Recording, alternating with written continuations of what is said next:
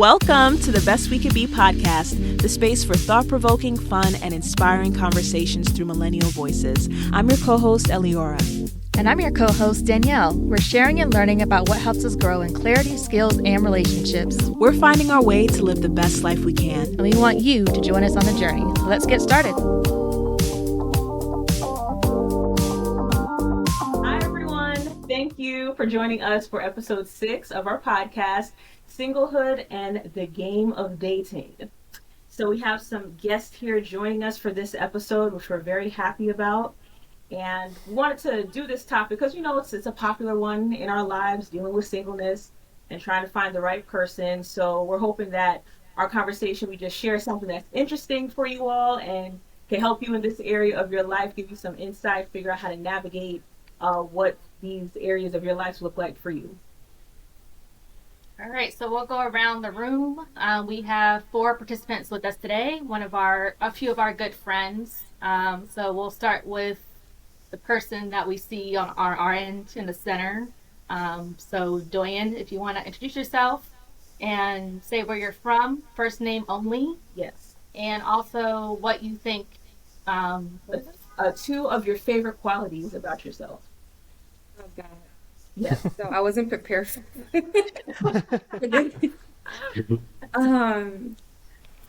So I'm Doyin, originally from Nigeria, but I've been in the US now for over 24 years.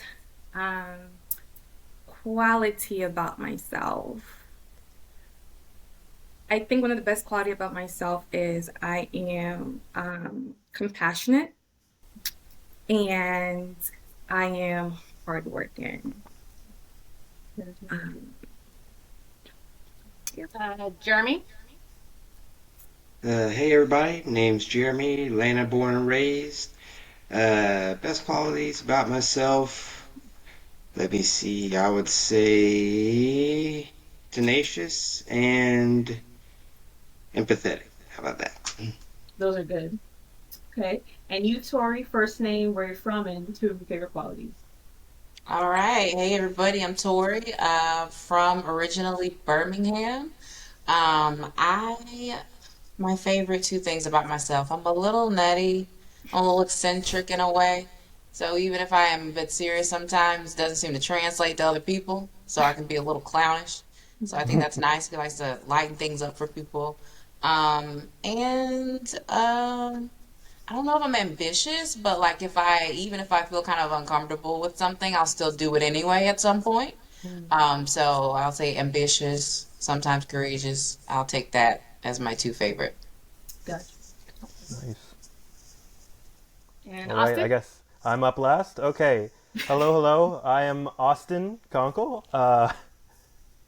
Everyone can know. I'm from Wisconsin. Moved here actually from Texas, so kind of been all over. And favorite qualities?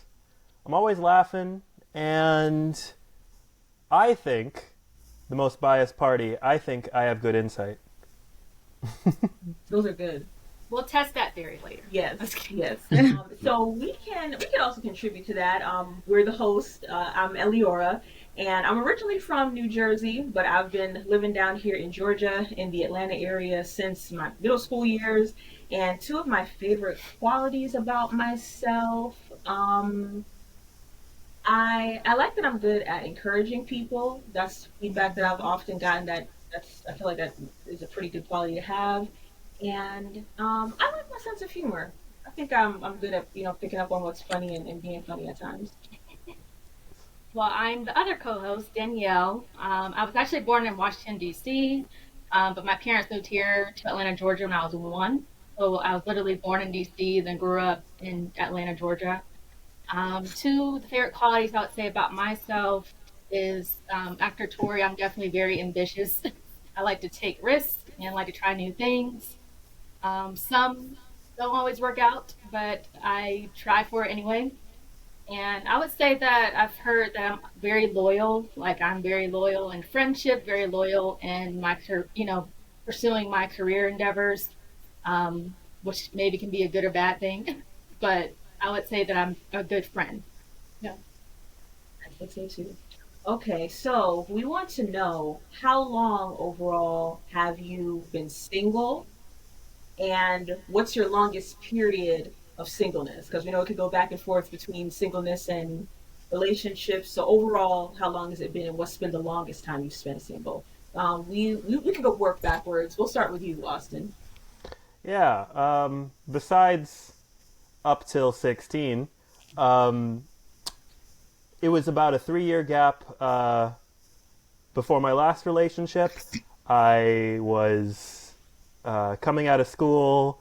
I was mostly focused on school at the time, and then had a little break before my last one. And it's been about 8 months or so since my last relationship. So, a little while.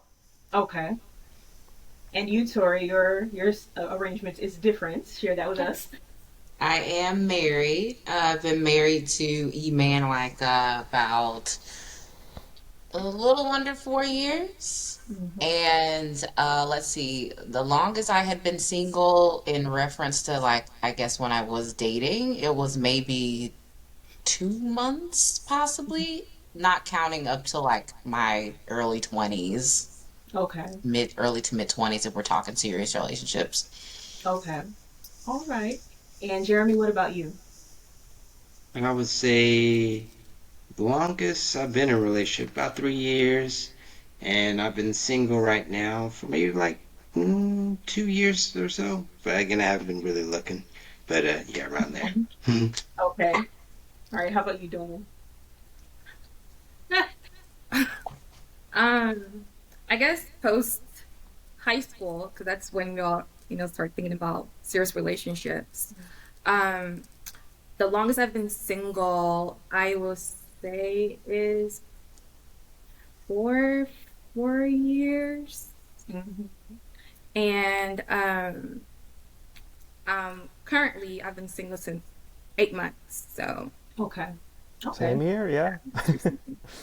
Yes. And for myself, as those who know me more in person know, I have been single my entire life. Yes, not Oh, not intentionally starting that off. But I initially I just thought, how it can often go. You're living life and you'll meet that person, and things will progress into dating. And it wasn't until I was older, you know, hearing about the concept like you should intentionally pursue dating, like how you pursue, like if you want a job instead of just waiting for whenever the time may happen, and just other priorities that were other higher priorities in my life. I just kept putting that at bay. So now is a time in my life where I'm like, okay, I feel like in a good place where this is something I want to invest in more. So we'll see where that journey goes. And yeah, that's me. How long have I been single overall? Um, I guess technically it's been about 4 years, but I have been back on the dating scene lately. Yes. At the beginning of last year, but still exclusively single for about 4 years, I would say. Okay. And about what time did you all start dating? Like, would for all of you, was it like in your teenage years you would say that you started getting into dating? For me, it was more so college, more than anything. College. That's where I really started dating. Mm-hmm. Mm-hmm. I mean, for me, I would have loved to start in middle school, but I was too much of a dork. Um, no, around 15 or 16, like I had said earlier, I had to find a lot of courage Yeah. to and it was always choosing an option that I knew I'd have a low chance of getting rejected because Yeah. my confidence was not high enough to handle too much of that. Mm-hmm. What about you, Tori? I had a brief stint in high school for like a month, but outside of that, it was really like my mid 20s, early mid 20s, something like that, when I Mm. really was like interested in putting in the effort to find something interesting. There were like a couple of meet cutes that I played myself out of, like between 18 and 23. But I just was like, it was so many things. It was so complicated, but like my brain wasn't there. I didn't want to give my time up. I was very selfish with my time, but also was focused on trying to not be broke. And so, yeah, so I was really putting a lot of my attention into it more into my earlier mid 20s. Um, for me, I would say my first relationship was when I was 16, and coming from an African household, that was a challenge. Um, but yeah, that was my first relationship and first heartbreak. Um, and then I didn't get serious into dating until I want to say late 20s. Similar to Tori, I was more focused on after college, like, building my career and being stable and being at a place where I know I can comfortably, sustain myself, and then started dating. So, Yeah, I would say for me, my first, I guess, quote unquote, serious relationship was when I was 19, freshman year of college. Doyin and Eliora have met this person, but we won't say his name. Um, but that was my first exclusive relationship, but it did not last long, probably like 6 months. But that was also my first heartbreak, I would say. Um, but before that, like in high school, I think my first like going to a dinner date experience was probably when I was like 15, 16. Um, but yeah, my first formal relationship was probably 19 years old. Okay, so when it comes to being single, obviously there are ups and downs with it. So you could answer this too, Tori. From your time, what what would you say are a few of the hardest experiences of being single and why? And what are experiences about being single that you appreciate? So whoever wants to go first can answer. I'll go. Um, so I'll start with the hard part. I think the hardest part, especially when you are at an age, to be married, and your friends or family are expecting you to be married. I think the hardest part of being single is having to hear again, coming from an African background, having to hear, hey, so are you, talking to someone? When are you gonna get married? And more so of my extended family, I think my mother, she's, very understanding. She never pressured me into anything. And also the hardest part about dating is, during the holidays, it gets a little bit, lonely. But the best part to me about dating is my solitude. Like, I love my independence. I love not having to, make a decision and then think about someone. So maybe a little bit selfish. And I also, especially in this season of my life, like I am so intentional about protecting my space and my peace and doing the things that I wasn't able to do when I was like grinding and try to like, build a career. So I've really enjoyed just traveling and just doing things that I want to do. So that has been the best part of my singlehood in this period of my life. So Good answer. Nice. I'll chime in on top of that. I would say the hardest experience being single wasn't being single in itself when I was. It was the questions probably similar to you, Doyen, but like not from family. Family was like, be single, girl, spend your money, travel, have fun with your friends, be free. It was the corporate American aunties. That's Like you come in the office to mind your business, and it's like, you single? You seeing anybody? Why you not seeing anybody? Because I'm minding my business. So it's just those things of like constantly being questioned. That was the annoying thing. And some people, and the other hardest thing is that some people appear to value couples or people that are coupled more. I don't know how to phrase that in a different way. So there are those people that are like, ooh, you're single. Ooh, something's off there. I can see that. Something's off there, so I'm gonna just avoid you. And it's just like, okay, cool. That's a weird criteria to put on people, so I'm sure I probably don't want to get to know you that way. But those were kind of odd things. It's like, oh yeah, that's like your thing that you introduce to yourself, and that's like, and for some folks, like a side eye concern, like something's up there, like you need to be probed. But good things about being single, the biggest thing, I second Doyen, I loved my spare time. Like I can entertain myself quite a bit. I can I be in my own space for hours and forget I don't have company. So yeah, that was like the most fun part. Just like not having to think about another individual. Like if I want to eat cereal tonight, that's cool. I don't gotta ask what the other person want to eat because I know they don't want to eat cereal or Brussels sprouts, you know. Oh, But that that's was it. that's totally me too. I best part with single. I enjoy my solitude. Another third one for that because um, I can spend so much time alone. I've got so many hobbies, never bored.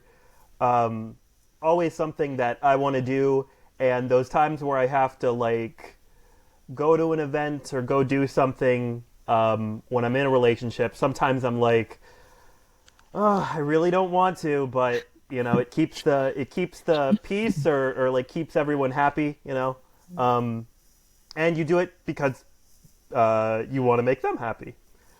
And but the worst part is, you know, not having anyone there to support you. Like, there's a lot I have to figure out on my own, emotionally figure out. Like, you have to be your own best friend. And that's something you learn a lot better when you spend a lot of time alone. Uh, Versus in a relationship, you can become a little codependent. You got to balance that. I I want to totally piggyback on that, Austin. I think just to add on to what you said about having best friends, like one of the things that I am so grateful to God about is my quality, the friends that I have, like they're quality people. And I have a very small circle, and I am okay with that. Like I don't need a whole, football team to feel important. Like in the times where I'm down, like I know I can count on my friends to, lift my spirit up if I'm not able to or have the strength to. Or at times where like I need to pray because something is bothering my spirit. I know I have a friend that I can call on, that I can, pray, that can pray with me and just go through that experience with me. And I mean, not a lot of people have quality friends. Like, so I'm really thankful, like during this season of my life where, I'm trying to navigate singlehood and heal and also like prepare myself for marriage. I'm glad that I have friends that can go along that journey with me. So that's another blessing I would like to add on top of that. Yeah, and people can also tend to let friendships fall by the wayside when they're in a relationship for a long time. You Yeah. tend to only focus on one person. A lot of people do. You can't let those slide. yeah, Yeah. totally. Because you need, you and your partner aren't gonna connect all the time. You're not always gonna understand each other. Sometimes you need perspectives outside of your relationship. When things are getting unhealthy, people can see things, that you can't see when you're all invested in the love or lust, whatever's going on in there. So I totally agree with that with friendship. As far as myself, I would definitely say I totally agree with Tori and all of you that said like enjoying your alone time. I really appreciate that about being single. So I don't I wouldn't necessarily say the sense of feeling lonely, like, oh, I don't have anybody who cares about me. But one of the hardest parts is that access to intimacy, the way that you can experience it with a romantic partner. Especially me, like I think I haven't taken one of those tests, but I believe that my top love language is physical touch. So, wanted to experience that with a guy, holding hands or kissing and stuff like that. Those are things that if, I have times like, man, it'd be nice to have somebody right now. I have to, yeah, I have to find something else to do it myself because that's not there. um, and what you said, Austin, is true too. Like having to figure out a lot of stuff on my own. Like I'm pretty good at that, but as I've gotten older and developed more of a vision for what I would, like for a relationship, especially, one day wanting to be married and understanding the value that's built in a partner, I realize that more now. Like, man, certain things that I'm going through, it'd be nice to have somebody to like piggyback with and to navigate this together. But I really I have to be able to depend on myself. But I do enjoy, like I said, that time to myself. I've really enjoyed being able to get to know me as an individual person. I think that is That right something there. major that gets lost in relationships, especially like when we start young. Our formative adulthood years, like in our 20s, for a lot of us, is shaped by being somebody's partner, being in and out of relationships. And when you get older at a certain point, you realize like, I never really experienced deeply knowing who I am apart from being connected to somebody. So I definitely think that's been something beneficial to me. Well, I'll interject real quick. Yeah. Off of what Austin said, being Yeah. codependent. I guess depending on the longevity of your relationship with a person and also the dynamic of the relationship, you tend to kind of mold yourself into the other person. You forget about yourself. So I know for me, when I came out of my long-term relationship, I kind of had to take a good year or two to get back to myself and even define like who I am and what are my interests, what who do I want to become, what do I want to tolerate or not tolerate in my next relationship. So just being able to have that period of time after a breakup, or even like in your case, not even being in a relationship period, is in a way a blessing because you can have that time to heal, that time to reflect, and that time to kind of get to the core of yourself, basically. Right. Did you have anything, Jeremy, on this topic? We kind of skipped over you. Yeah, Getting into the it's all conversation. good. Yeah, I'm just sitting here being patient. But pretty much I agree with everybody. I love that. But yeah, I'm okay with being single, and like everybody said, of course, being independent, being able to enjoy your own space, enjoying your own time. From a male's perspective, I don't get pushed for marriage as much as like I'm sure the females do. We mainly are our job is mainly to be because when we're in a relationship, it's always protect and provide. So we also have to be established before we really start committing to a serious relationship. So It's always more about how's the your job. career side. going? How are your resources at? Are you able to take care of a family? Things like that. And men don't typically get to their financial stride till around their early to mid 40s, things like that. So our time frame, at least from a family's perspective, probably about pressuring for marriage is a lot later than a lot of girls are. So it's mainly more so of those factors. Making sure my career is set, making sure I'm still okay. What resources do I have? So, but otherwise, I'm pretty busy. So I do a lot of events. I go out. I travel. I'm on a salsa team, going to Chicago in a few months to perform there. So, yeah, mm, of course, having someone to bring over into that life is great as well. But it's okay being single right now. I'm just making sure everything's set. Yeah. Being able to do what you want when you want. If I want to make a late night grocery run, if I want to go someplace last minute, I don't have to consult with somebody. I can just do it. But that will change when you have to consider somebody else. So as we Can I know, also add on to that, if you Yeah. guys don't mind? I also want to just point out something also, just to allude to what Tori was saying earlier, that sometimes people choose to be single by choice, not because yes, they don't have prospects. I mean, the quality prospect comes, like, you consider, but as a woman, I think that it is important that people take that pressure off of us because sometimes we just choose not to be in a relationship, maybe because we're working on ourselves or we're healing or we're building something and we don't have the capacity to cater to someone else. And for me, that is where I am right now. Like I'm choosing to be single by choice because, I want to be at a place where I know I am fully healed to receive a husband and to pour into my future husband. Not that I don't have any prospects, but I think it's also important that society give women a little bit more grace Yeah. absolutely. in that space. Now, we do know that, and Tori, you touched on this, that, people tend to, in our culture, we see that couples tend to be valued more than being single, which I feel is a reflection of a lot of people's desire. Like they don't want to be alone. Like so many people are imagining like when they can have their partner and they don't value their time being single. So when you're getting messages through the media that are, feeding into that, when you're in person situations that feed into that, what would you all say, you could pull from your own experience, what can somebody do to maintain their self-esteem and enjoy their life despite these messages that we get in the media, despite, these unwanted questions and scenarios that we encounter in person.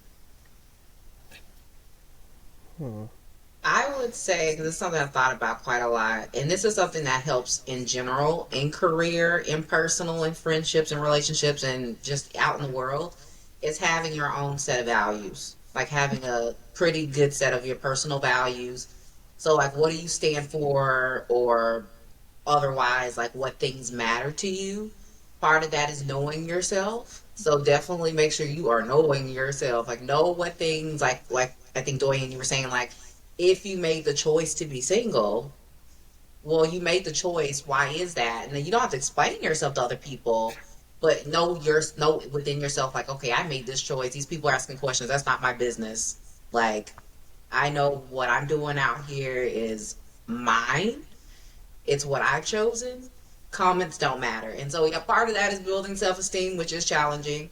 But a big thing is knowing yourself and doing that self-exploration and just kind of feel it, because that self-exploration makes you feel a little stronger in your voice and kind of where you stand, regardless of the questions and the backhanded comments that you might get.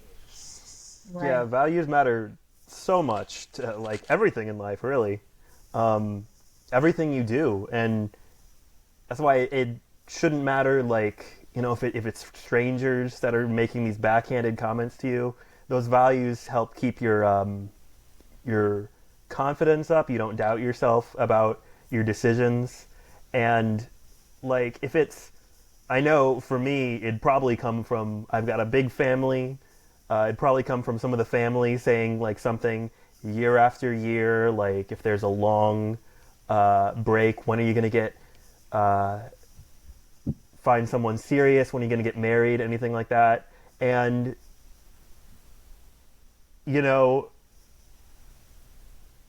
really elaborating on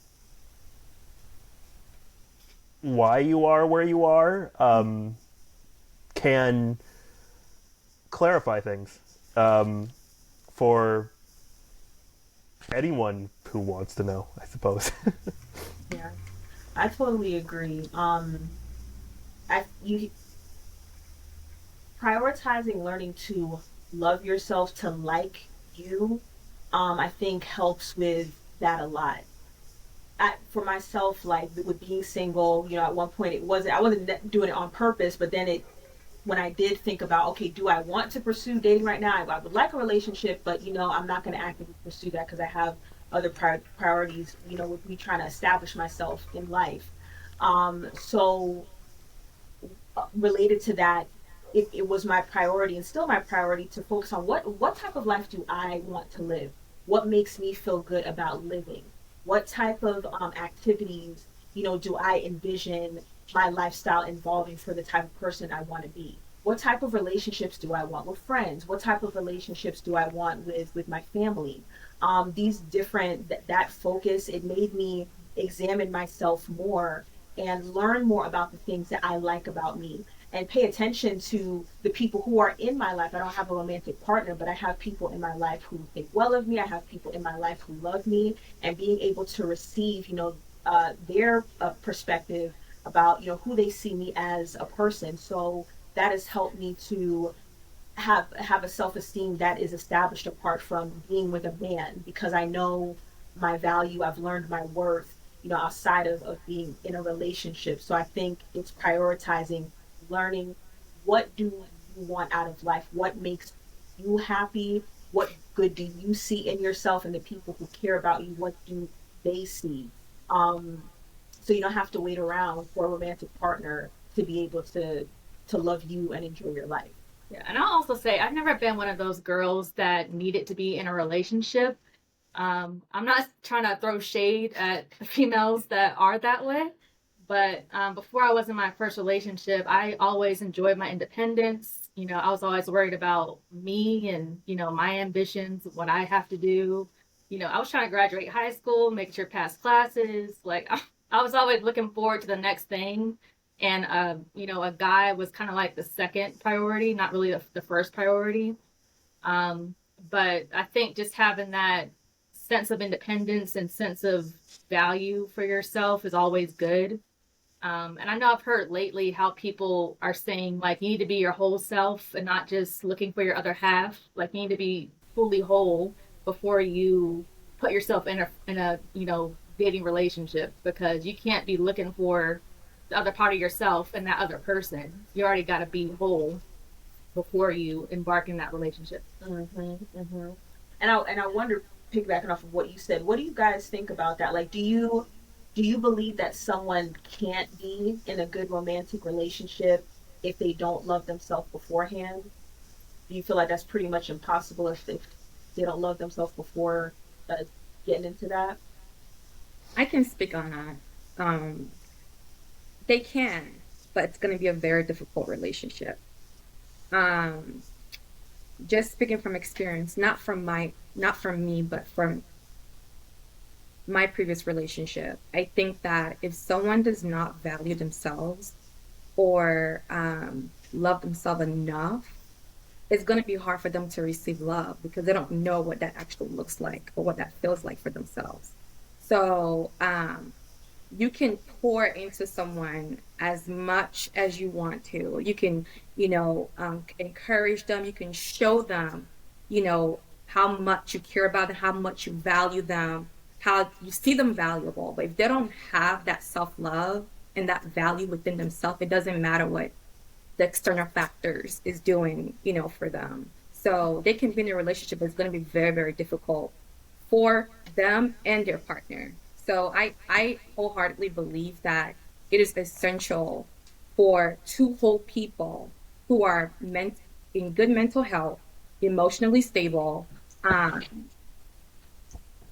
get into a relationship and really learn themselves before they get into a relationship. Especially if you're intentionally dating for the purpose of marriage. You want to create a healthy atmosphere for each other. Right. And did you want to add to that, Jeremy? I think with the other point, as far as what can someone do in regards to their self-esteem, I don't think you got to contribute. Did you want to say something towards that, and as well as uh, as far as, do you need to love yourself to have a good relationship?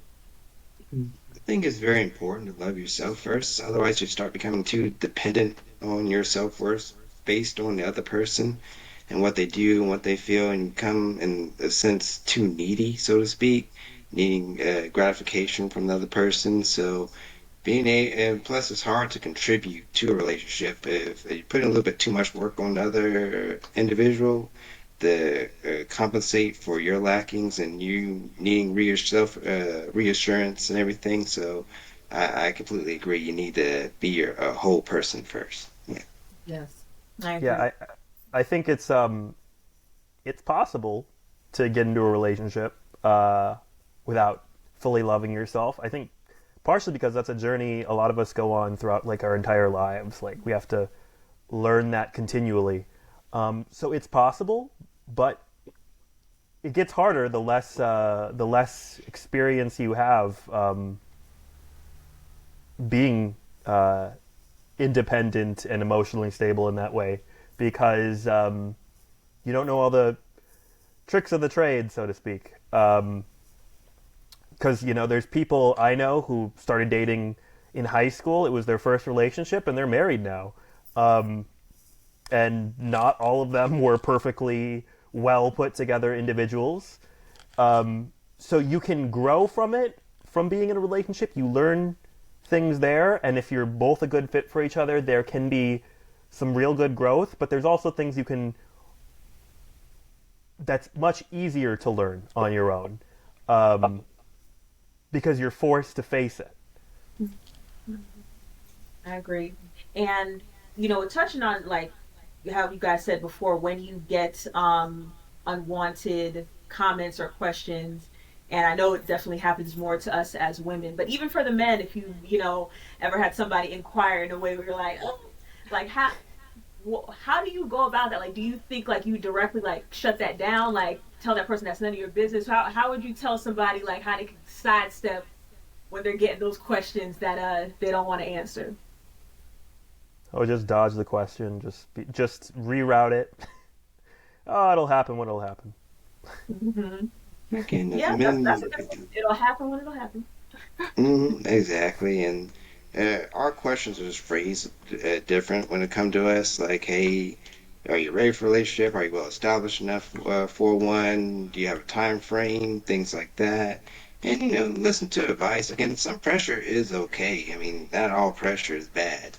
But so take it to heart. Of course, you can. A wise man learns from other people's mistakes. A fool learns from their own. So hearing what they have to say and take it into account and adjust your plan accordingly, it can help out. So I listen.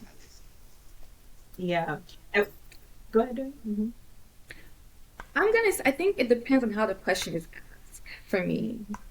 If it's like, oh, are you dating? Then it's not an offensive question for me. But if it's like, why are you single? Then that's when, it becomes a little bit more personal because, Yeah. is the intention, behind that question. It's like, is something wrong with you? Like, do you not have any prospects? Or, um, like what's going on? So Mhm. like, it depends on the type of question, how it's asked for it to be offensive to me or to hit me a certain way. But in general, like I don't get offended if someone, um, want to know about my singlehood because I'm confident in where I am and the decisions that I've made. And ultimately, I know that if I'm doing everything I can do to position myself to be in a healthy relationship, then everything else falls on God. Like I can't, you know, I don't have the power to make the universe to come together, to meet my spouse. So I don't get offended that often with that question. Yeah.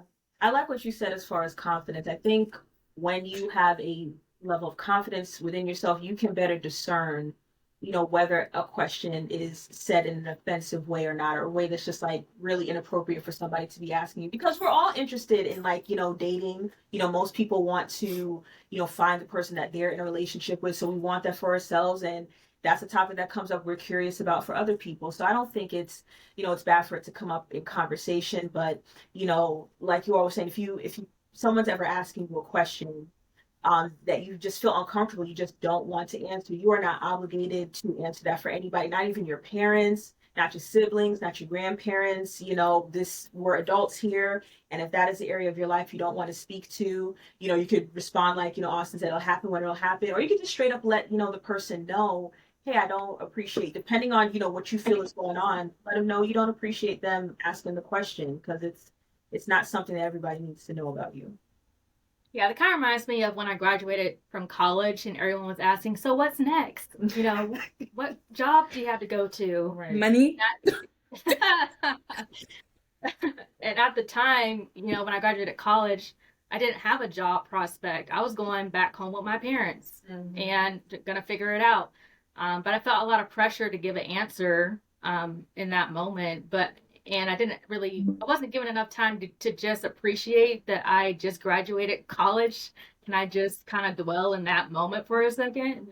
So I think it's the same thing, like when people ask about your relationship status, depending on how it's asked, you can just say, I'm just living in my moment. Like I'm living in my singlehood, enjoying it, the good and the maybe not so good, but I'm still evolving as a person. And that's something to be celebrated. Right. So, I totally agree. I, So when it comes to, go ahead, because I'm gonna. I was just gonna say, I really wish that our society celebrates singleness a little bit more because I think that there's so much societal pressure to be married that, people, because of, especially us women, because of time, you see a lot of people, they rush into marriage they're not even supposed to be in, or they get into relationships not supposed to be in, and it becomes very toxic and sometimes harmful. But there is a blessing that comes, with being single. Like that is the moment for you to really, like how all of you have alluded earlier, to learn more about yourself, what you like, what you don't, what you dislike, to do the things that you want to do, because when you get married, like there are going to be other things that's going to be taking your time, your space, and you won't have time for yourself. And this is just coming from, me speaking to my mom and other, married couples. So I think that I really do wish that our society actually values singlehood and not make it seem like, oh, if you're single after a certain age, something's wrong with you. And there's a lot of that for guys too, in a different angle. Like for women, it's like rushing, like you said, rushing into marriage and such. And for guys, there's a lot of like, you're a loser if you can't get a girlfriend or any of that, if you struggle with that. Because men are so often the chasers. They're the ones looking for approval, and when you don't get that approval, sometimes you're worried other people are judging you for that. Yeah, it seems like from the outside looking in with guys, like what you said, Austin, like seems like there's a distinction. Um, I'm trying to find how to put it into words, because like a man's value is a lot of times tied to like how many women are you getting, like how many women are like giving you the time of day, but at the same time there's a pressure that's different for women. I can't even like quite explain it. I feel like it's more like when it comes to getting into a serious relationship, like somebody valuing you enough to have a serious relationship with you, like that's a pressure that women get. Like, when are you gonna get a boyfriend, like a serious boyfriend? When are you gonna be somebody's wife? Whereas men, it doesn't seem like that's as much of a part of it. If you're just seen like with a woman, period, or there's like some woman that is giving you attention, whether it's serious or not, like that's enough to speak to your value as a man. Yeah, it's about, for men, it's really about, do people notice you? Otherwise, you're just kind of ignored. And it seems like for women, it's like, what was the words I was just thinking? For women, to me, it seems like they have a pressure to jump into something quickly because of having kids, and also they have more options, so it's about avoiding those toxic or poor relationships. There was a specific wording to it. I forgot too. You were having a blank, now I had a big blank. That's okay. When it comes to men, you guys may feel the pressure more when it comes to pursuing certain endeavors or leadership roles, where you being in a serious relationship, particularly married, would reflect very well on you as a man. Like if you were running for president, I don't know, how people would take as much to a single man wanting to run for president as opposed to a man that has a family. Like, he seems more responsible. Every president has been married. Yeah. Yeah. Is that something that you guys feel is true? Like, if you're At a certain point, especially in our career wise, we do have to worry about that. And once you get to a certain level, it's usually at the upper echelon of things. There is like a marriage barrier for guys. If you're not married, you can only move up but so far. And so we do feel certain pressures. Again, depends also wherever your career is at a certain point as well. But yeah, there is that kind of pressure because, of course, as a man, who you have as your wife is a announcement to the world of who you are as a person. As a man, so your wife is a representation of yourself. And so that is a great gauge without even speaking with you, how your wife presents herself, how she interacts with other people. Men can gauge what kind of man you are without even speaking with you based upon what she does. And that's a great way for them to kind of get a sense of what you are by speaking with her. And then they also have their wives speak with you, with her as well, your wife as well, to kind of gauge that situation. So it's a lot of politics once you get further up to the top, and that's how they kind of weed you out. So. Thanks for listening to our conversation this episode. Now we're going to get into our segment, My Two Cents, where you get to share your personal experience and insight, or just what you love about the podcast. Hey guys, this is Delon. Just want to give my 2 cents real quick on the topic of living your life while being single in a more positive light. My advice would be simply to just like enjoy yourself. Like nobody's gonna be a better friend to you than yourself. And I know that seems a little bit lonely, but the more like you enjoy being out with yourself or going to do anything by yourself, the more you'll understand you don't really need that many people or you don't need another person to just make you enjoy yourself. And once you start enjoying yourself, the people that see you enjoying yourself are pretty much gonna gradually like come to you. Like that's what we're all looking for at the end of the day either. It's like you gotta figure out how to not look for something and let it look for you. What are 2 to 3 things being single allowed you to learn that's made you a better person? I think being single has allowed me to just realize that it's okay to be single. It's actually quite freeing. It's not the death sentence that a lot of people make it out to be. I think it's a time in your life where you can kind of pursue anything that you want. You have no limits on you. You don't really have to consult with another person. I think just learning that it can be a very freeing and fun and just amazing time of your life if you let it be, and get rid of all of the negative connotations that can come along with being single, which usually comes from society, but you have to kind of let all of that stuff go and just go with the flow with it. And I think number 2 is just learning how to be self-validating, learning how to love yourself and not seeking validation and self-worth and all of those things, your confidence, your self-esteem from another person. So that when you do get into a relationship, your validation is not coming from that person. It can, you can get some of those things from that person, but God forbid, you break up from that person, you still, love yourself. Hey, this is Lynn, and I think this is a very good question. Well, I think the first one is when I'm single, I have a lot of time I can spend with myself, and I think it's always good to pick up new hobbies or try new things to improve yourself inside and out. And I'm currently learning figure skating right now because I've never got a chance to do so, and it's a lot of fun. And another thing is I pick up tennis, also another hobby because I'm very outdoorsy, and also a lot of fun, and also give me a lot of chance and opportunity to meet new people, and hopefully I can meet a cute, tall, outdoorsy guy from that. And so I think it's a very cool. And another thing I feel made me a better person during the time when I'm single is I learned how to chill and take it easy in life. Just don't be too serious about life and do whatever makes you happy.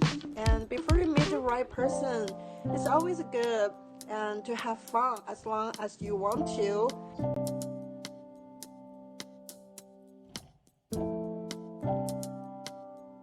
So Yeah. we have Emmanuel with us, who is Tori's husband. He was able to join us. Hello.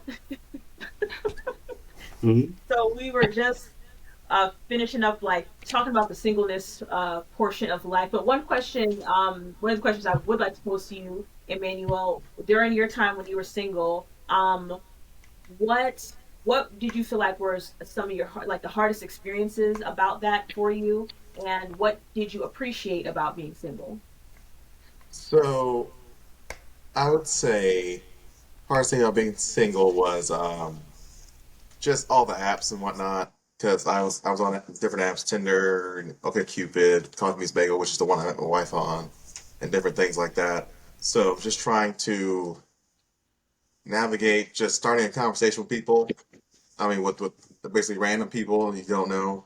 Trying to really get engaged, or not really get engaged, but like get engaged with like a starting conversation, like, oh, what are your interests, likes, dislikes, to actually move to like a meet up in person or meet up in somewhere in the public or something like that.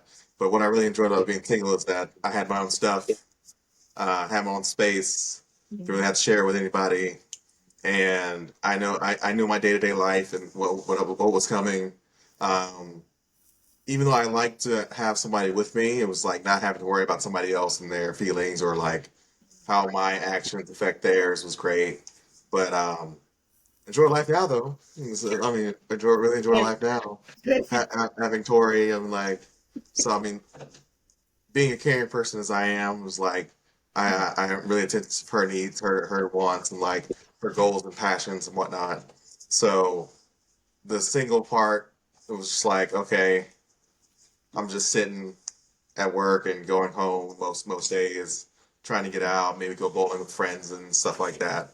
But now you have somebody that's with you and combining schedules, but also like finding things that you really like together. So we like to travel and do things like that. So that's great. But yeah, it's great being. It was a time being single, but it's better being with someone who really cares about you. Understood. Okay, so yes, as we all spoke to, we definitely see value in being single, but when we do think about what we would want in a partner, what are some qualities that come to mind for each of you? And Tori and Emmanuel, you can contribute. Like before you all met each other, what were you thinking? So mentally, emotionally, spiritually, what qualities come to mind for the ideal partner you'd like? So the qualities come to me was just like having a great conversation about anything.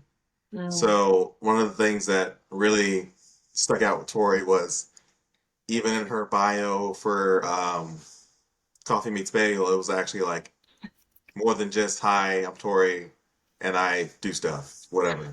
It was like an actual like couple paragraphs or something. I was like, okay, yeah, that's cool. But when we started texting, it wasn't just like when I say, hey, how's your day? She gave like a dissertation or something like that. And I was like, wow, she's talking back to me and like not giving one word answers or Oh just man, or just like passively just like, oh yeah, he texts me, whatever. I'm just sitting like, that can be the how was your worst. day? Yes. 3 days later. Yeah, something like that. Like we had like full conversations and like that was great. I mean, like we agree on most things, but even things we don't agree on, we could talk through and like see each other's side of it because we came from two different places, two different socioeconomic standings and whatnot, and just getting to know each other was great. I mean, like being able to talk to somebody and they're like responding, and it's something that you really like, and like it was great. It was great first, especially when we first started dating. yeah, Sort of. sure. Let's see, what was I looking for? Self-awareness. So somebody that does sit with themselves. Like you can sit with yourselves and you have your own blind spots. I get that, but like being able to be like, I'm not gonna feel very good going on a trip where I move a bunch, where I do too much, where I seize the day. I like to take naps, right? Being like aware enough of who you are and where you are. Um, Another thing, yeah, social function. But It's okay. Social functionality help, being functional in some way. I just realized these days that I'm not quite an introvert, but like being able to like be in a space, socialize, kind of have their own sense of self. So like if we're at a big function, they don't have to follow me around or I don't have to follow them around. They can work the function by themselves.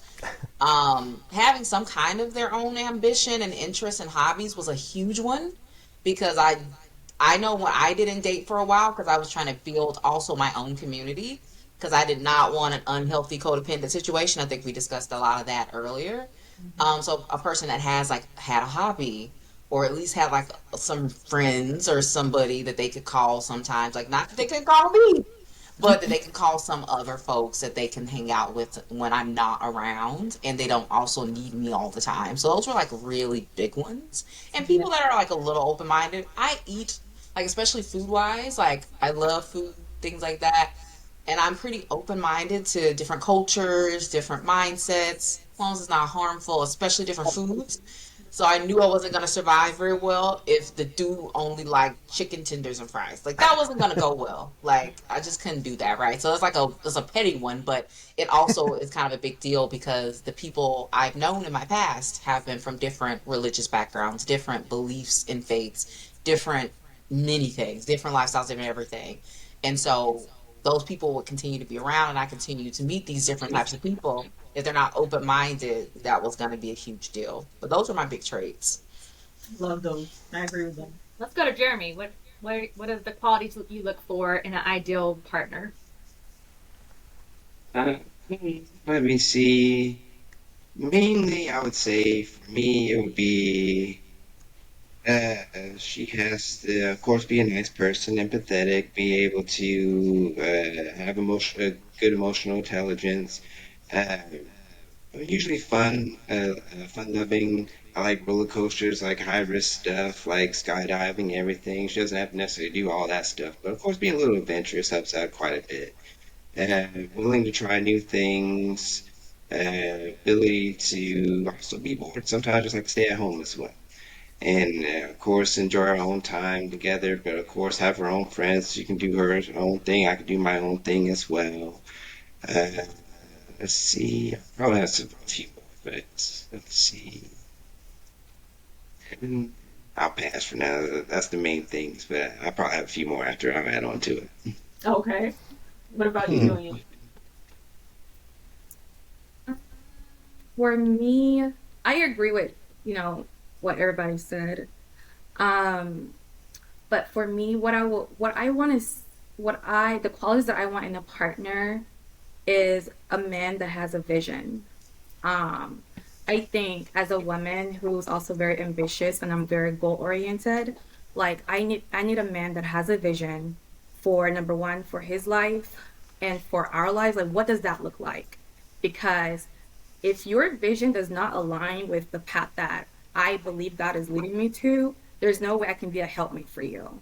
So I need to know your vision. I need to know that you're intentional about, spending quality time by yourself and with me. Um, I look for a man that is disciplined, and that means discipline across the board, sexually, financially, emotionally. I need to know like if when we're married and we're going through some things that you can go to God in prayer and pray for our family. Like I need to have that type of security.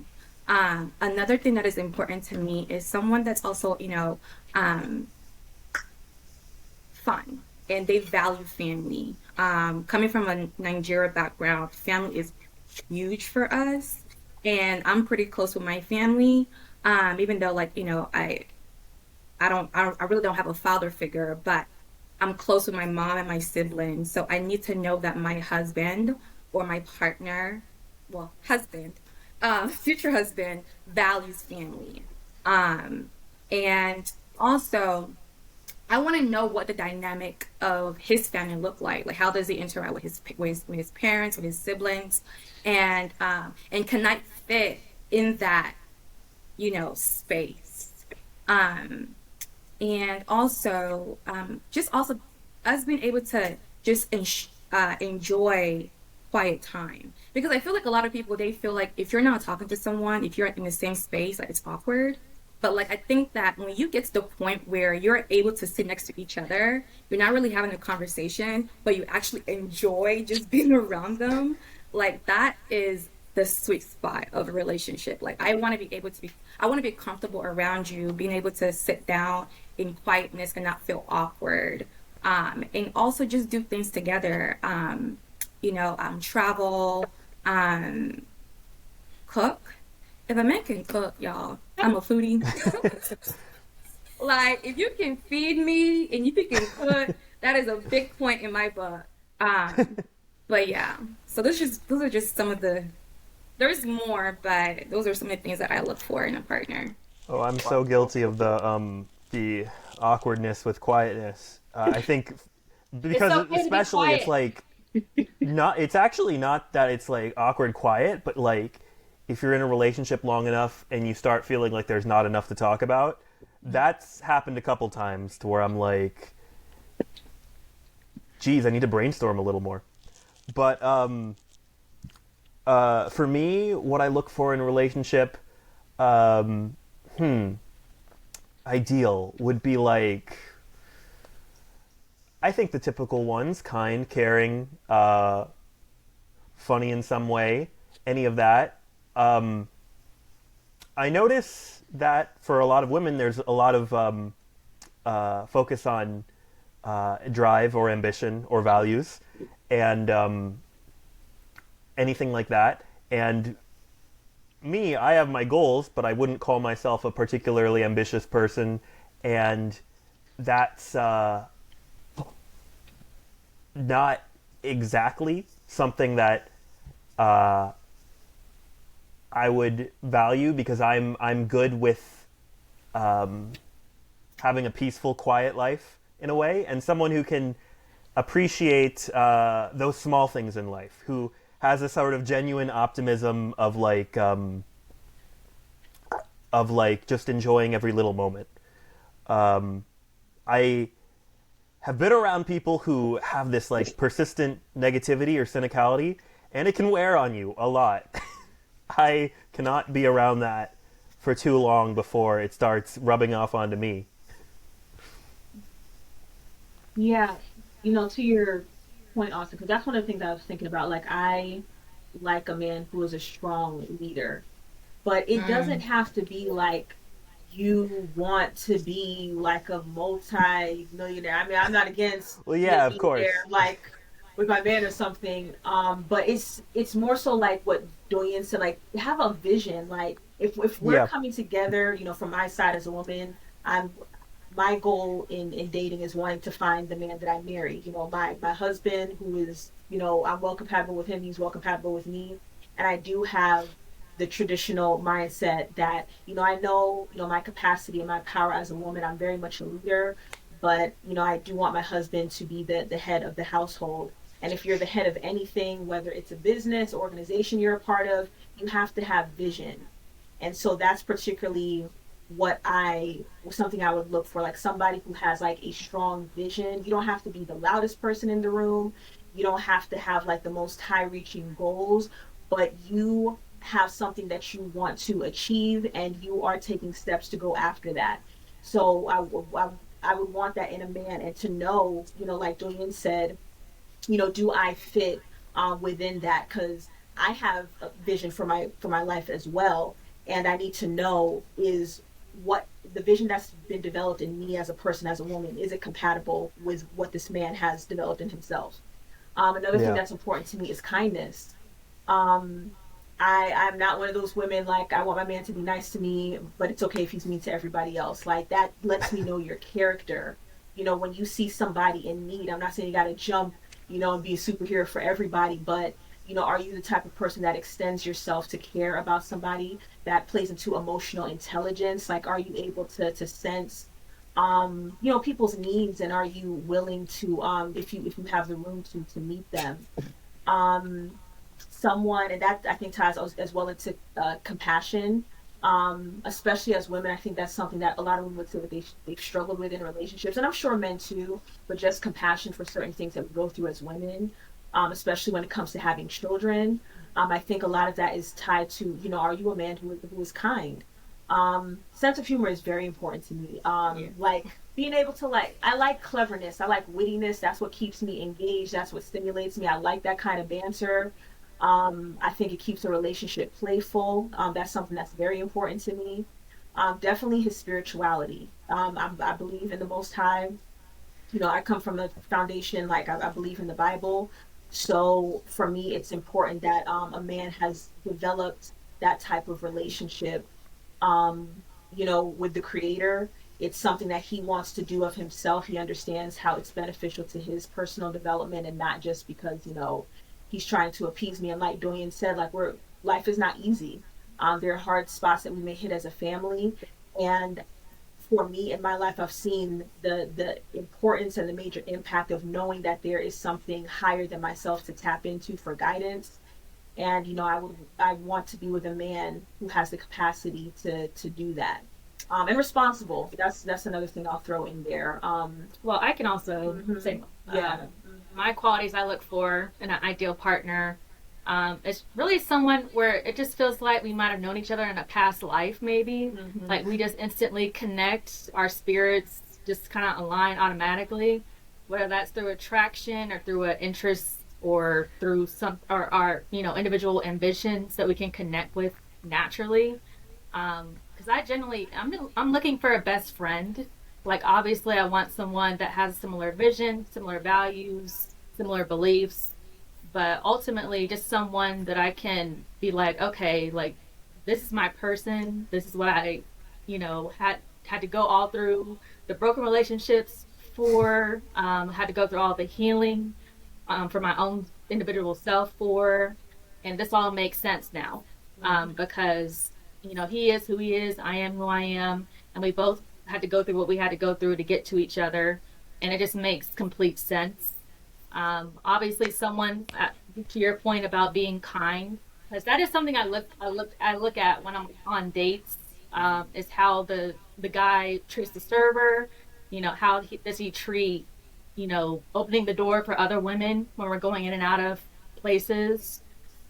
Just being more mindful of also his dynamic with his family, and what that's like, and also his own ambitions. Like, what vision do you have for yourself? Are you okay with being at home with your parents? Are you okay with not having like a salary based job? Like, what exactly is your A to B path here? But I agree with what everyone said, and definitely I also would say a sense of humor because things are too serious nowadays.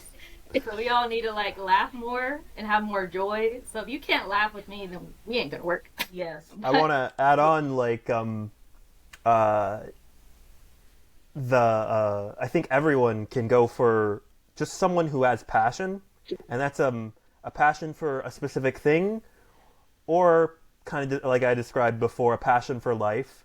That's kind of what really often pulls people in, is showing you have something you really care about, no matter if it's a goal or if it's a hobby or if it's anything. Something you really care about and want to put your energy into can be really attractive. Yeah, I agree. Can I add on to what Yeah. everybody said? Mhm. I think another key factor for me is that I look for in a partner is, can he be my peace? Like peace, Peace. I'm Nigerian, so that might sound like Can it the be a word. piece of you? Peace. Like, can you be that for me? Because the way that I look at relationship, I think that the man really creates the atmosphere of how his family are going to, or his wife is going to relate to him. If you are bringing in a lot of stress, a lot of emotional turmoil, it's going to be hard for me as a woman, to be there for you, and to be that person for you. So, and I want to be the best version of myself with my partner, and as we, grow together and build a family. So, can a man be my peace? Because I know if he's able to do that for me, I will go above and beyond, to provide that for him and our family. So that's Yeah. another thing that's important to me. I think that speaks to self-awareness. I'm thinking of that, like what Tori said, because a lot of things that we want, men and women, a lot of it's not just, specific to a man or a woman, but it's the different ways that we bring it to the table as men and women. And so I feel like if the more self-aware you are, the more that you can take initiative to, set a tone of peace and happiness in a relationship. And you can also receive that from him, because some, people you may have coming into a relationship with that, but if they're with somebody who is not healed, from things that they need to be healed from, they're not self-aware, they are not, like they say, reading the room when the person is trying to, like, bring in this type of energy into the relationship. They're bringing in things that are negative. So I feel like just wanting to touch again on self-awareness and how important that is to be the best partner that you can be, and to be also be able to recognize when your partner is really doing their part and how you should respond to that in the relationship, to keep things going, to keep it reciprocal. Yeah, and a very important question I think that most of us care about without, bringing up is what attracts us physically? And on a scale of 1 to 5, how important is physical attraction to you? So 1 is not important and question. 5 is highest importance. So for me, it's definitely 5. Brutally honest off the bat. I mean, I know people say that, physical attraction is shallow, but I feel like it matters as much as the emotional intelligence part. Like, I don't want to be rolling over in bed and like, oh, like, to be like disappointed. Like, I want to be happy that I married this person, that, I'm happy to look at them every day, and vice versa. I hope he feels the same way. But I think that physical attraction matters as much as emotional intelligence, in my opinion. And to add in there, like Andy said, it's 1 is not important. 2 would be it's low important, so there but low. 3 is like it's important, like kind of moderate. 4 is it's high in importance, and 5 is like this is highest, like this is gonna be a problem, like major problem. Damn, Danny. That's This is going to be a major On a problem. scale of 10. Okay. Good to know. Yeah. I would say for me, I have it at like a 4 because it is pretty important. It's sometimes understated, but it's like, it's a key factor to what draws you into people. You can say all you want, it's about the person inside, but to some level, romantically, you're going to take a lot of interest based on appearance. But I've gone for people who like weren't completely my type in X, Y, or Z way. and had great relationships there.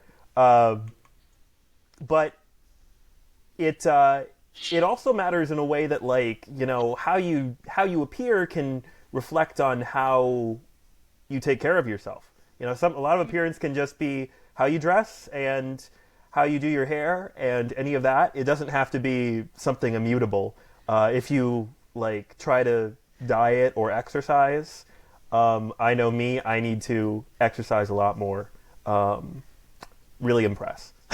But yeah, I'd say it's pretty important, but there are going to be plenty of exceptions if I really click. And I'm not saying they have to look like, Oh, don't change your answer now, Dan. No. I'm not changing my answer, but I'm just trying to clarify. I'm not saying they got to be like 6 to 8 pack, house climb model. But what I'm saying is, like, if that's my first interaction with you, it's the physical part. So, yeah. Of course, the emotional intelligence is right behind it. Like, I could be attracted to you immediately, but if you don't have that emotional, intelligence, it's not going to work out. But just, I feel like that physical part kind of brings the longevity into the relationship. Mm-hmm. Yeah. Yeah, I think what Austin said really resonated was that how you present yourself is really a thing, and like how, so like when we first met, the first time we saw each other in person, I you were like, dang, girl. Like, I had walked from work, so I was business casual, so like it's not my regular clothes or something like that. So I might present it maybe a little higher than like my casual jeans and a t-shirt or something like that. And she may have been like, oh yeah, this guy's well put together or something like that. And it was like she was in her business casual also because we both were going to lunch from work and whatnot. So it was like, oh yeah, okay, all right.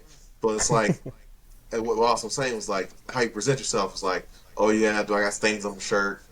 Are my shoes really dirty? Did I put forth effort in my appearance to say like, oh yeah, I value this interaction with this person.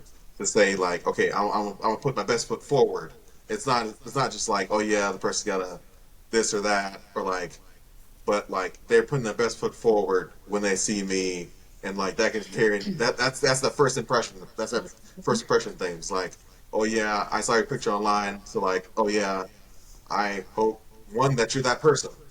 Yeah. Two, that you present well when we're gonna go out and like not for everybody, not for anybody else, but like just for like us, for the us sake. It was like, oh yeah, you're putting your best foot forward, and we're gonna go forward with this. But like mine would probably be like a three, as far as the question goes. It was like, yeah, attractiveness is important, but like that personality's got to be on point though. It was like Yeah. that personality, and as far as like, can we at least talk, have conversation, laugh?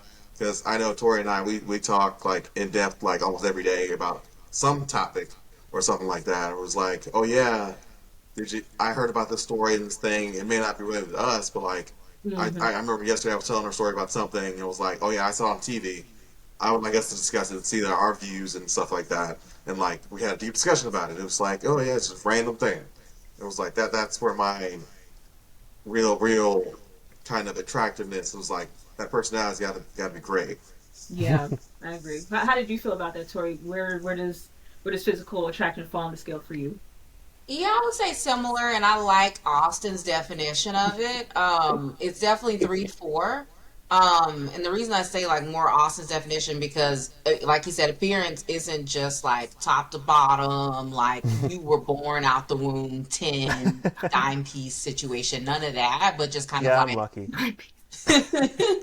nothing like, you had to be naturally stunning or anything like that. So it was definitely like a 3 to 5, 3 or 4. And then like he showed up in his business casual, but in like 4 out of 5 of his photos, he was wearing this. And so like I knew what he probably looked like in his casual too. So like I was kind of okay. Like so my thing was like I'm a pretty comfortable person as well. So like I didn't especially at the time I did not beat my face. I was not very good at makeup.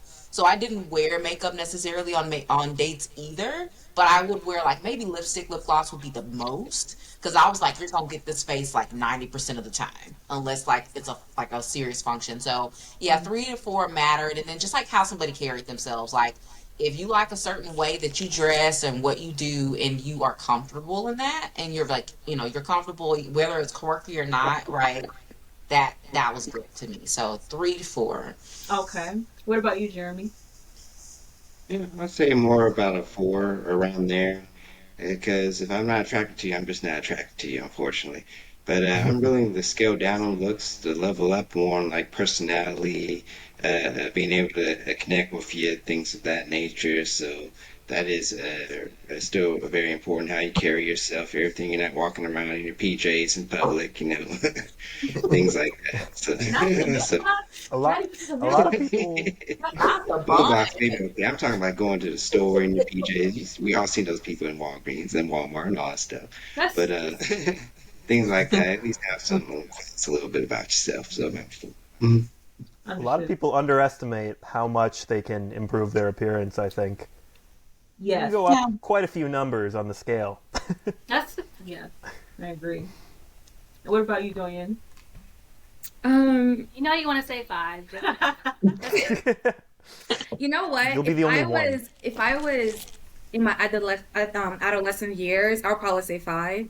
But I think the more I've grown and mature, my value kind of shifted. Yes, looks are important. Like I don't want to not say that. But for me, so I'll say 3.5.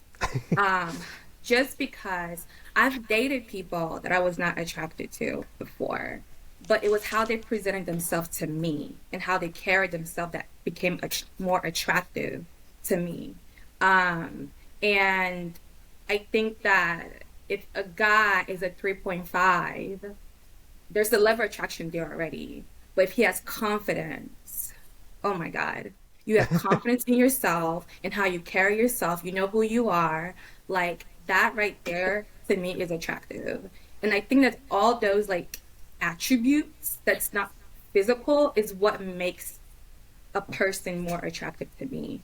And how they treat other people, how they would treat me, their values, character. Like I look at all those things to really level or balance the level of attractiveness.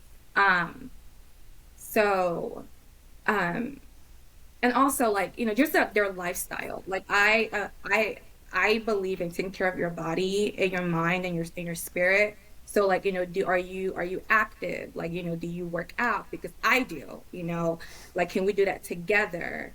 I'm not saying have a six pack. I mean, that would be nice, but you know, are you fit? Can you pick me up? Oh my god. So that type of thing. So yeah, those are the things that I look for.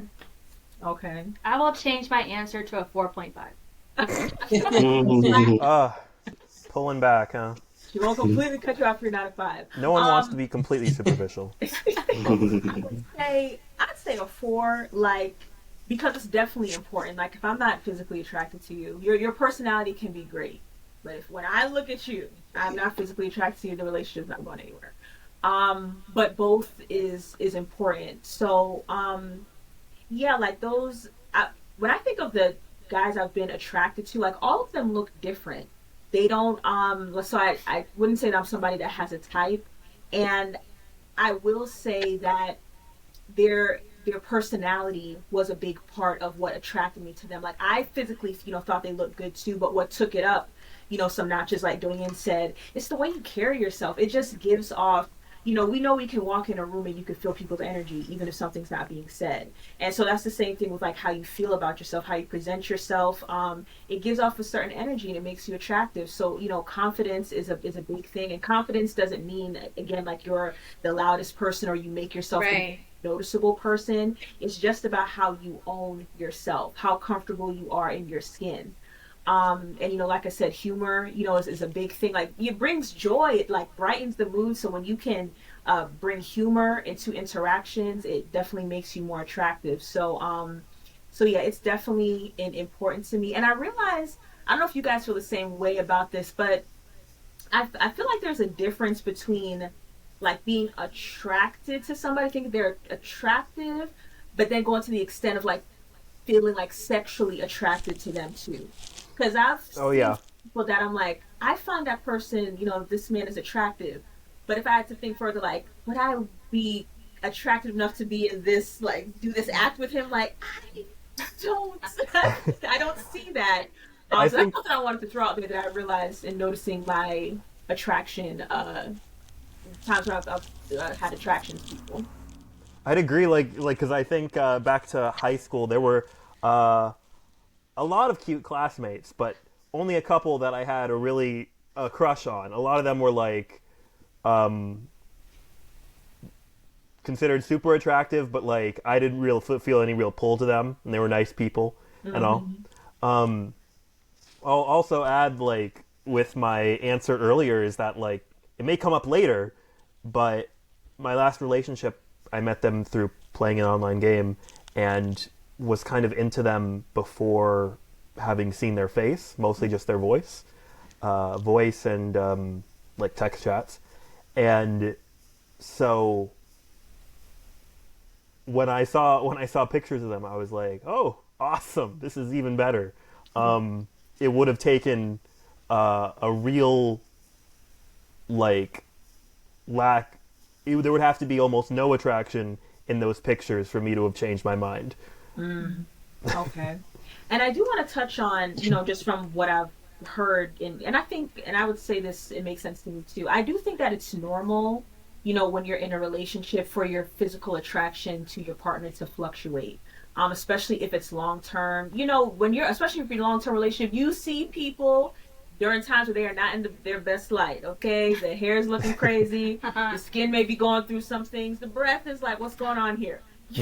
Like, okay, you're sharing the restroom with each other, you're going to encounter some unpleasant aspects of this person where you're like, whoa. So, and then, body changes, weight gain and loss that happens. So I don't think that less physical attraction equates to less love for that person. So I did want to touch on that. I don't think it's an issue if you're going through a time in your relationship where you feel like, I don't feel like that strong, physical attraction that I felt at one point with my partner. It's just something that happens, and it's something that you should address if needed, so it doesn't affect the love that's between you and your partner. So, Yeah. I did want to touch on when it comes to deal breakers in relationships. So we talked about what we're looking for. What is like one or two things that you could think of, like if this, were to happen in a relationship, like this thing is done for me. I cannot move forward. So, question is that in the relationship or Yeah, if before, we're, like a personality trait before you even like get to a relationship? I would say at the point where you're in a relationship. Okay. Oh my goodness. So I guess I'll start. I think I touched on this a little bit in the traits I preferred was open-mindedness. Doesn't mean you have to be open to everything, but especially when it comes to people, being understanding that that's a person, no matter what their background or lifestyle choice is, that's a human being. And so kind of like having the openness to still be able to talk to people, and be understanding, even if you don't agree necessarily with them. Hmm. So for me, deal breakers, a huge deal breaker would be like you talking, just like being a person that speaks negatively on whole communities of people Oh when wow. you've never even been close to someone in that community specifically, whatever it is. That for me, just even psychological, like I had gotten into this conversation one time in a previous relationship, and he said something along the lines of like, I had a best friend, and I was like, where's your best friend? And he's like, oh well, he changed his lifestyle. And he was like, well, if I had a child who changed her lifestyle in this way, I'd feel like less of a person and would treat them as less of a person. And it wasn't like they went and murdered, elderly people or beat up babies or nothing like that, obviously. They didn't create war. It was just maybe they changed their interests in life. That was like a huge deal breaker and just like a huge ending thing because I'm like, these are harmless changes. And for you to just kind of cut someone off completely because the way that they view things in a very harmless way changed. Obviously, political views, things like that, religious views can divide you, and I think that's okay for you to not want to be around people that are in conflict with you and what you believe in and your values. I think that's perfect. But being, especially if you have like a kid and they change a certain interest in their life or something like that, and again, it's pretty harmless, but you just cut them off. It's just like, well, if I decided to stop liking Coke or, stop wanting to be American, it's like, is that a deal breaker? You're going to cut me off too? It's just that kind of thing. What would have been a big thing. And then just a person who just couldn't handle their own emotions too would have been a big deal. We all have issues. We all have issues. But being able to kind of sit with yourself and think about things that don't make you uncomfortable or do make you uncomfortable, sitting with them by yourself, even if you can't explain them, that would have been a deal breaker as well. Just like not being able to kind of handle your bad things that happen with or without another Yeah, person. for me, it's more so. So I define cheating as doing something that we have not discussed or things that we discussed and doing something outside of that. So that could be like we discussed that we're going to have a monogamous relationship and you go sleep with somebody else, especially behind the back or something like that, whatever it might be. So like if we didn't, so like one thing we really talked about at the early stages of our relationship was like we both want kids, we both want a house, we want to date for the long term, and setting expectations for like are we compatible on the things that we really hold true to our hearts and things like that. And it's like, oh yeah, we want a monogamous relationship. If that's what you want, great. If it's not what you want, great. But like but you two have to be on the same page about it. And so like if we're on the same page about this, and you go off the page, off the book, off the library shelf, something like that, that's something I consider like bad because like we've discussed this. This is what we're doing, and like if it's changed, then talk to me about it. It was like we can talk, we can have discussions, we can like maybe compromise on some things. But like you're like, oh yeah, I changed my mind, but like didn't consult you about it, even though it's one thing that like really hold dear to our heart and stuff like that. Yeah, cheating's a big no-no. That's another one. That would be a pretty big deal breaker. Yeah, I It's think just all like, of us just let me go. that Don't murder me. Let me go. Yeah. I think all of us can agree that cheating would be a no-no. Yes. Yes, absolutely. What do you think, Austin? What are one or two deal breakers for you? Deal breakers. For me, it's always if they don't line up with my values. Those core values, like honestly, some specific moral things. Not necessarily every moral thing. There are some small things, but politically, same way that, or religiously, any of that. It's important to be aligned on a lot of that stuff most of the way, just because there's going to be a lot of conflict down the line, especially if you plan on having kids and the way you raise your kids. And other deal breakers are like, through my past relationships, I've learned like a lot about someone who they need to have. If they don't have that emotional stability, that can be very difficult to deal with. Not that I won't help someone who's, having their rough time or their rough months or their rough year, but if you lack the skill, it's another thing where it's like it can be very wearing on you day after day, especially if they have no desire to fix things themselves. Or what other deal breakers? I feel like I want to think a little more on one or two. Get back to me. How about you, Jeremy? What comes to mind? I would say one of the biggest ones is being able to maintain your composure. Of course, life happens, shit happens, things like that, and having the ability not to break down. And I've had situations where I get cursed out, other people get cursed out, people acting fool because things out of our control just sort of happen, things like that. So being able to maintain your composure is very important. Uh, Also, it doesn't even have to be a bad deal breaker. Like, for example, the last few weeks, met a great girl, beautiful, met all my standards, but she didn't want to have kids. I do want to have kids, and so unfortunately, I had to, let that go. But again, that's not a bad thing. Each to each their own. Everybody needs to have kids or wants kids, but that happened to be something I actually really want. So I just had to go our separate ways. Those would be some of my main ones. Understandable. And you, Doyin? I feel like everybody said the most important stuff. So like outside of morals and values, um, an infidelity. Outside of that, a deal breaker for me is um, someone that does not um, show kindness. Um, in my opinion, I think that one of the greatest attribute a man can have is is gentleness. Like, how are you? What is your temperament like when I do something and I upset you?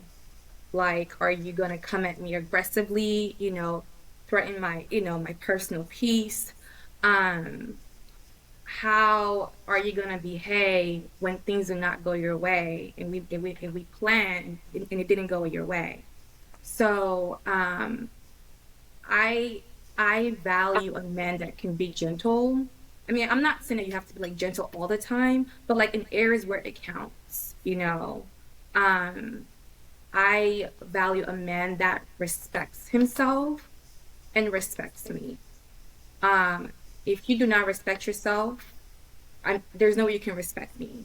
So that's automatically a deal breaker for me. And also another deal breaker is not value my boundaries. Like, those boundaries are there for a reason, and if you cross it, then I have to put up a wall, or there's something in me that feels violated because you did not respect the boundaries that I've put up to protect myself and my peace and my space. So that, just right off the bat, those things are a deal breaker for me. And also because I don't want to have to, if we're in a relationship, or we're trying to build a relationship, I don't want to later build up resentment towards you because you did not value the boundaries that I've put up. Because then I feel like a sense of me is kind of like chipping away. And if we have arguments, I might go back to that. Well, if you had valued this boundary, maybe we won't be here, So I think that those three things outside of religious, views, morals, and values, and infidelity, those other three things are complete deal breaker.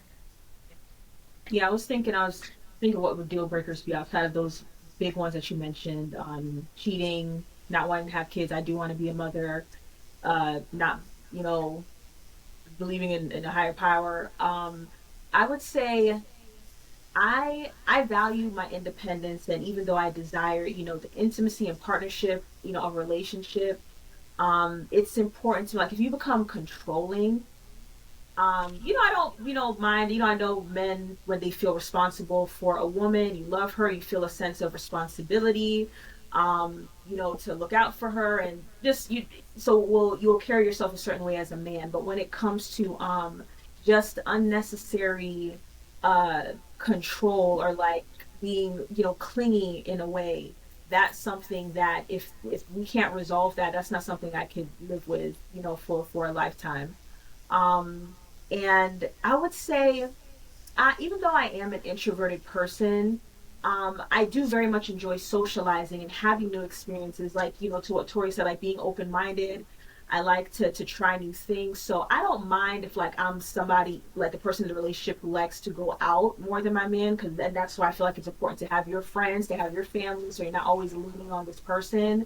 But if the gap becomes too wide, as far as, like, I think what I'm ultimately tying it to is, you evolving, as a person. If I feel like there is a gap that's happening, that's too wide between how I'm evolving as a person and, taking on life, and what you're doing, that's something that I couldn't see myself committing to, for a lifetime. I like to explore, I like to try new things, and I would like there to be a certain level of interest, for my partner. But if you're like, you could be a homebody for most of your life, never really like go far outside of where your home base is for most of your life, and you're good, you don't really want to put much effort into doing that, that would end up being a deal breaker for me.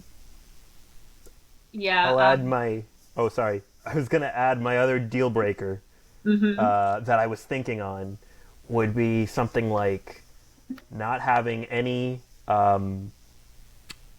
mutual interests or mutual hobbies, because you might talk about all the basic things, but then after a while, if there's nothing you really can enjoy together, or enjoy long term together, it's going to be a lot harder to spend time around that person. I agree. Or you can say I can I also agree. add, like, Oh, sorry. oh, Go ahead. go ahead. No, Yeah, go I was ahead. about to say I can also add, like, knowing how to fight during the bad times is also a pretty big deal With your breaker. fist. Like, as soon as something bad happens, do you go for the immediate low blow? Go for, like, they're insecure about something. Do you automatically bring that up to kind of get under the skin just so you can win the argument at that time, tearing the other person down? So do you fight fair? Or when you do have an argument, how do you handle that? That's another big thing as well. Good yeah, that's another communication. one for me. I agree. Yeah, that's really good, Jeremy. I think that also speaks to having self control, which is one of my deal breakers. If the person can't exercise self control, whether that be I would not. This is one of my deal breakers, but I would not be able to date someone that smokes. I can't deal with smoking at all. Drinking, it really depends on how you deal with that. Like, if it's something that you do excessively, like 10 a.m., you got a drink in your hand, that's a deal breaker for me. But if you only do it socially every so often, that's fine. But I think if you're not able to exercise some type of self control, self awareness, able to kind of have a little time to self reflect on your behavior, how you react to certain things. And like you said, Jeremy, how you react when you have a fight and kind of controlling your anger, your emotions. That's a big deal breaker for me. And also, someone that doesn't have self esteem, like if you're really insecure and you're looking for your validation in me, you're looking for me to validate you, I think that's a big red flag. I mean, I know that we're all on our different journeys and, we're at different stages in life, but if you can't look for that healing within yourself and you're looking for me to heal you, that's a big red flag for me. Yes. And when it comes to, dating, do you think it makes a difference if the man initiates versus the woman, or you think it doesn't matter at all? Like who makes the first move to particularly like say, hey, I'm interested in dating. We really appreciate you listening in to part 1. What do you think about some of the things we talked about? We'd love to see your input in the comments. Be sure to catch us in part 2, and we'll see you guys next time.